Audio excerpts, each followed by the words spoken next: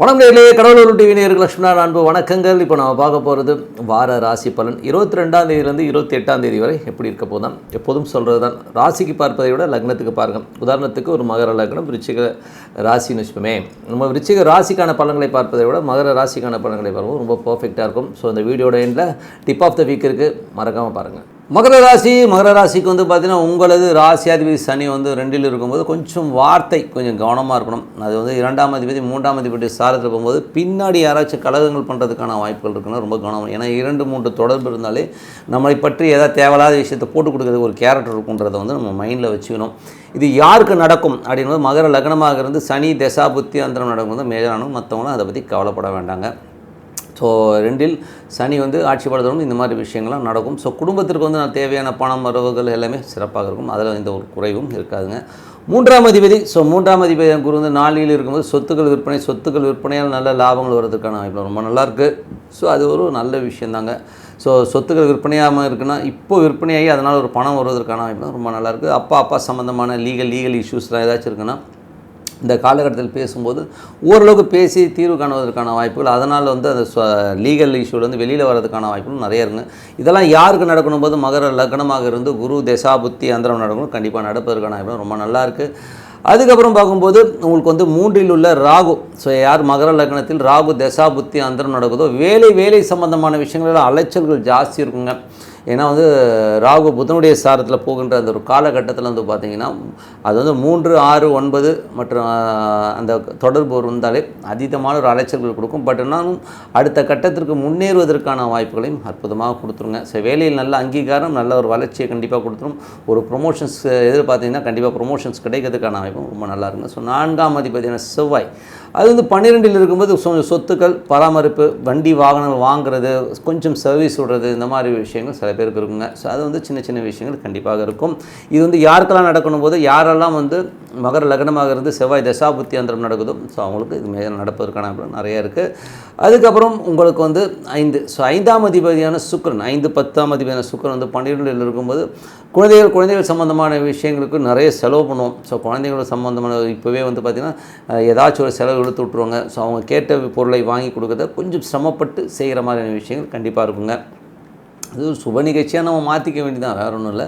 10ஆம் அதிபதி, ஸோ அது வந்து 10ஆம் அதிபதியாகவும் வந்து அதே சுக்கிரன் வரும்போது 12ல் இருக்கும்போது தொழில் ரீதியான விஷயங்களுக்கும் வந்து பார்த்திங்கன்னா நிறைய செலவுகள் ஏற்படுவதற்கான கொஞ்சம் வந்து பார்த்து நடந்துக்கணும். ஏன்னா வந்து என்றைக்குமே வந்து மகர லக்னமாகிறது சுக்கிர தசாபுத்தி அந்தரம் நடக்கிறவங்களுக்கு வந்து அது ஒரு யோகாதிபதி தசைன்னு சொல்லுவாங்க.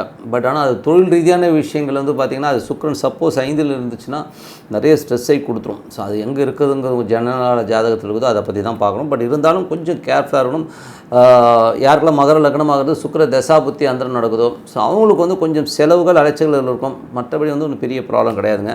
6ஆம் அதிபதி புதன் 12ல் இருக்கும்போது என்றைக்குமே வந்து 3, 6, 12 அந்த மாதிரி ஒரு தொடர்புகளோ 6, 9, 12 நிறைய பிரயாணங்கள் இருக்கும். வெளியூர் போகிறது, அங்கே போகிறது, இங்கே போகிறது மாதிரி விஷயங்கள் நிறைய வந்து அலைச்சல்கள் இருக்கிறதுக்கான வாய்ப்புகள் நிறைய இருக்குது. இது யாருக்கு நடக்கணும் போது மகர லக்னமாகிறது புதன் தசா புத்தி அந்தரம் நடக்கிறவங்களுக்கு நிறைய அலைச்சல்கள், நிறைய செலவுகள் ஏற்படுவதற்கான வாய்ப்புகளும் இருக்கும். ஸோ இது வந்து நம்ம வந்து தவிர்க்கவே முடியாது, அதுதான் ஒரு பெரிய இது.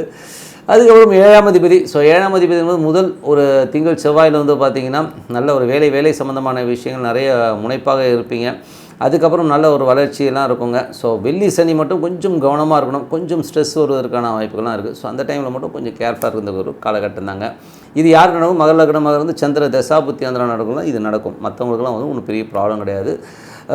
மற்றபடி வந்து பார்த்திங்கன்னா 8ஆம் அதிபதி சூரியன், ஸோ 8ஆம் அதிபதி சூரியன் வந்து ராசியிலே இருக்கும்போது என்ன மாதிரி விஷயங்கள் நடக்கணும், மகர லக்னமாகிறது சூரிய தசா புத்தி அந்தரம் நடக்கும். ரொம்ப கேர்ஃபுல்லாக இருக்கணும் ஒரு காலகட்டங்கள். ஒரு மேனேஜர்ஸ்கிட்டயோ மேல் அதிகாரிகிட்டயோ வந்து பேசும்போதோ பழகும்போதோ கவர்மெண்ட் செக்டாரில் இருக்கும்போது ரொம்ப கேர்ஃபுல்லாக இருக்கணும்.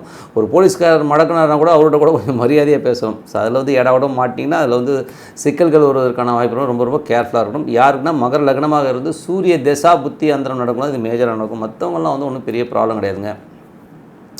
அதுக்கப்புறம் பார்க்கும்போது 9ஆம் அதிபதியான புதன், ஸோ 9ஆம் அதிபதியான புதன் வந்து 12ல் இருக்கும்போது வேலை விஷயமாக நிறைய பிரயாணங்கள் இருக்கும். வெளிநாடு போகணுன்னு இருக்கணும், வெளிநாடு பயணங்கள் மேற்கொள்வது, வெளி மாநிலங்களுக்கு போகிறதுக்கான வாய்ப்புகள் ரொம்ப சிறப்பாக இருக்குது. அதனால் நல்ல ஏற்றங்கள் நல்ல மாற்றங்கள் வருவதற்கான வாய்ப்பு ரொம்ப சிறப்பாக இருக்குது. இது வந்து மகர லக்னமாக இருந்து யாருக்கெல்லாம் புதன் தசா புத்தி அந்தரம் நடக்குது கண்டிப்பாக நடப்பதற்கான வாய்ப்புகள் ரொம்ப சிறப்பாக இருக்குது. மற்றபடி வந்து பார்த்திங்கன்னா 10ஆம் அதிபதியான சுக்கிரன் 10ஆம் அதிபதி சுக்கிரன் வந்து 12 இருக்கும்போது தொழில் விஷயம் கடன்கள் கொஞ்சம் வந்து அலைச்சல் கொஞ்சம் விரயங்கள் ஏற்படுறதுனால கொஞ்சம் கேர்ஃபுல்லாக இருக்கின்ற ஒரு காலகட்டம் தாங்க. 11ஆம் அதிபதி செவ்வாய் 12 இருக்கும்போது அது 4, 11, 12 என்பது கொஞ்சம் சொத்துக்கள் சம்பந்தமான விஷயங்களில் கொஞ்சம் விரயங்கள் ஏற்படுவதற்கான வாய்ப்பு இருக்குது. மூத்த சகோதரருக்கு வந்து நல்ல லாபங்கள், உங்களுக்கு மூத்த சகோதரர் சின்ன ஒரு செலவுகள் வருவதற்கான வாய்ப்பு இருக்குது. கொஞ்சம் கவனமாக இருக்கணும். நண்பர்களுக்கும் கொஞ்சம் செலவு பண்ணுவீங்க. இதெல்லாம் யாரும் நடக்கும். மகர லக்னமாகிறது செவ்வாய் தசா புத்தி அந்தரம் நடக்கும். மற்றவங்களாம் ஒன்றும் பெரிய பிரச்சனை இல்லைங்க. ஸோ நல்ல விஷயங்கள் நல்ல மாற்றங்கள் இருக்கணும். பிரார்த்தனை ரொம்ப அவசியங்க. ஸோ மனதார இறைவனை பிரார்த்தனை பண்ணும்போது கண்டிப்பாக நல்ல விஷயங்கள் நல்ல மாற்றங்கள் கண்டிப்பாக இருக்கும். Tip of the week. So tip of the வீக்கில் நம்ம பார்க்குற ஒரு விஷயம் என்னென்னா, சார் என்னதான் இருந்தாலும் ஒரே டென்ஷனாக இருக்குது சார், எப்போ பார்த்தாலும் ஒரே டென்ஷன் சொல்லிட்டு ஒரு பழக்கத்துலேயே வந்துடும். ஸோ அது டே டு டே லைஃப்பில் வந்து எல்லோருக்குமே ஒரு பழக்க வழக்கத்தில் வந்து நம்ம செய்கிற தப்பு வந்து நமக்கு தெரியறதே இல்லைங்க. ஸோ அது வந்து எப்போதுமே நடக்கிறது தான். ஸோ எல்லாமே வந்து ஒரு ஹியூமன் எரரோடு தான் வாழ்ந்துட்டுருக்கோன்றது தான் உண்மையான விஷயம். ஸோ இதை வந்து எப்படி கிளியர் பண்ணுறது தான். ஸோ இதில் வந்து பார்த்திங்கன்னா மேஜராக வந்து மெயினான விஷயம் என்னென்னா 2 வகை இருக்குங்க. ஒன்று வந்து பிரார்த்தனை. இந்த பிரார்த்தனையில் என்னென்னா நெகட்டிவிட்டியான வேர்ட்ஸ் யூஸ் பண்ணாமல் நீங்கள் பிரார்த்தனை பண்ணணும். நான் நல்லா இருப்பேன், நான் என் குடும்பம் நல்லாயிருக்கும், இந்த நல்லாயிருக்குங்கிறத சொல்லணும். எனக்கு வந்து நோய் வந்துடக்கூடாது. இந்த மாதிரி நெகட்டிவ் வேர்ட்ஸ் எல்லாம் எடுத்துகிட்டு பாசிட்டிவ் வேர்ட்ஸ் வந்து போட்டு வாங்க. அது ரொம்ப சிறப்பான விஷயங்களை கொடுக்கும். அதே மாதிரி டிஃபால்ட்டாக எல்லோருக்குமே வந்து ஒரு 100% வந்து நம்மளை சுற்றி இருக்கவங்க வந்து பாசிட்டிவான ஆளுங்களாக இருப்பாங்களன்னா கண்டிப்பாக இருக்கவே மாட்டாங்க. எந்த குடும்பத்தை எடுத்தாலும் ஒரு வில்லி இருப்பாங்க, ஒரு வில்லன் இருப்பான். ஸோ இது எல்லார் வீட்லேயுமே இருக்குன்னு வச்சுக்கோமே. நெகட்டிவாக பேசுறதுக்குன்னே உங்களுக்கு ஒரு அவதாரம் வந்து நமக்கு பிறந்துடும். ஒன்று பிள்ளையாக இருக்கும், இல்லை பொண்டாட்டியாக இருக்கும், இல்லை அம்மாவாக வந்திருக்கும். ஸோ ஏதோ ஒன்று வந்து நம்ம மண்டையை உடையிறதுக்குன்னே ஒரு கேரக்டர் வந்திருக்கும். ஸோ இதெல்லாம் எப்படி சமாளிக்கிறது? இவங்க சமைக்கிற சாப்பாட்டை தான் நம்ம சாப்பிட்றோம். ஸோ அப்போ அந்த நெகட்டிவிட்டி வந்து கண்டிப்பாக நமக்கே வந்துடும். சில பேரோட நம்ம வாழும்போது நம்ம அவங்களாவே மாறுவோங்க. ஸோ அவங்களுடைய அந்த அதிர்வலைகள், அவங்களுடைய நெகட்டிவிட்டி கூட நம்மளை வந்து பாதிக்கும். ஸோ இதுலேருந்து நம்ம எப்படி விடுபடுறதுங்கிறத பார்ப்போம். ஸோ இப்போ வந்து நம்ம அவங்கள மாற்றணும். ஸோ அதுதான் விஷயம். ஸோ தீய வழிகளை தீய ஆட்களோடு நம்ம வாழ்ந்து தான் ஆகணும். ஆனால் அதை வந்து நம்மளை பாதிக்காமல் அவங்களையும் நம்ம வந்து எப்படி மாற்ற போகிறோங்கிற வழியை தான் நம்ம இப்போ சொல்ல போகிறோம்.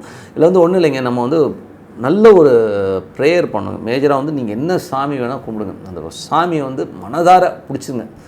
அது நம்பர் 1ங்க. நம்பர் 2 வந்து ஃபர்ஸ்ட் ஆஃப் ஆல் நான் நல்லா இருக்கேன்றதை நம்பணுங்க. ஸோ நான் நல்லா இருக்கேன், என் சுற்றி இருக்கிறவங்க எல்லாமே நல்லா இருக்காங்க, ஸோ இந்த உலகமே நல்லா இருக்குன்றதை முதல்ல வந்து அதை விதைக்க ஆரம்பிச்சிட்டோம்னாலே ஆட்டோமேட்டிக்காக வந்து அது வந்து அந்த கெமிக்கல் ரியாக்ஷன்ஸ் ரொம்ப சூப்பராக இருக்கும். உங்களை தேடி வந்து எல்லாமே சந்தோஷம் வர ஆரம்பிக்கும். அதுதான் உண்மையான விஷயம். ஏன்னா வந்து நிறைய பேர் வந்து படுத்து தூங்கும்போது கூட வந்து அப்படியே புலம்பிக்கிட்டு ஒரு மாதிரி அவச்சொல் சொல்லிக்கிட்டு திட்டிக்கிட்டு கத்திக்கிட்டு பேசுகிறது வந்து ஒரு வழக்கமாக வச்சுருப்பாங்க. அதெல்லாம் தூக்கி போட்டு இருக்கிற வாழ்க்கை நம்ம எவ்வளோ சந்தோஷமாக இருக்கணும், எப்படி வாழணுங்கிறத வந்து நம்ம இருக்கிறது ஒரு குட்டி வாழ்க்கை. அந்த குட்டி வாழ்க்கையில் எவ்வளோ சந்தோஷமாக இருக்கணுங்கிறத வந்து நம்ம பிளான் பண்ணி அதை வந்து ஒரு நீங்கள் வந்து கற்பனையில் வாழுங்க. நான் ரொம்ப நல்லா வாழ்வேன், இப்படிலாம் வாழ்வேன்னு சொல்லிட்டு ஒரு வாழ்ந்து பாருங்கள். இதுக்கு வந்து நீங்கள் வந்து முதல்ல இறைபக்தி பிரார்த்தனை ரொம்ப அவசியம். அதுக்கப்புறம் உங்களை நீங்கள் மோல்டு பண்ணணும். ஒன்றும் இல்லை, ஒரு அமைதியான இடத்துல உட்காந்துக்குங்க. நீங்கள் வந்து கற்பனை பண்ணிக்கோங்க, இது ஒரு உலகம். நம்மளை வந்து ஒரு சூரிய குடும்பத்தில் இருக்கோம். அது நம்ம சுற்றி நிறைய கிரகங்கள்லாம் இருக்குதா? ஸோ சுற்றின்னு இருக்குது.